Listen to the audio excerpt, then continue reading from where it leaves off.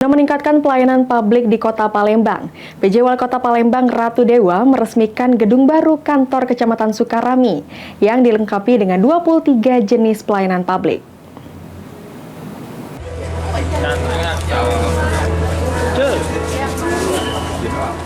Guna meningkatkan pelayanan publik di Kota Palembang, PJ Wali Kota Palembang Ratu Dewa didampingi oleh jajaran Kepala OPD di lingkungan pemerintahan Kota Palembang melakukan peresmian gedung baru kantor Kecamatan Sukarami di Jalan Kebun Bunga, Kota Palembang.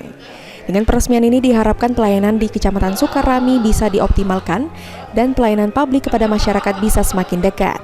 Di samping itu, menurut Ratu Dewa, pemeliharaan gedung Kecamatan Sukarami yang megah bisa dioptimalkan baik dari segi sarana, SDM, serta lingkungan di sekeliling kantor kecamatan.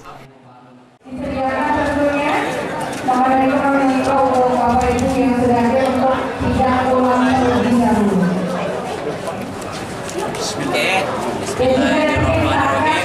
Allahu Akbar. Allahu Akbar.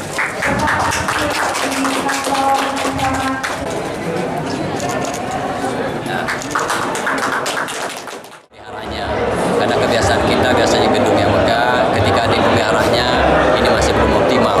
Pemeliharaan baik sarana yang ada, SDM-nya, termasuk sarana lingkungan yang ada di sekelilingnya, sampahnya, terus biar ya asri, terus yang lain-lain. Di sini juga tersedia pelayanan yang pelayanan masalah dokumen kependudukan, paten, dukcapil, termasuk Bapenda, BPJS Ketenagakerjaan, dan banyak-banyak pelayanan lainnya, lebih kurang ada 23 pelayanan.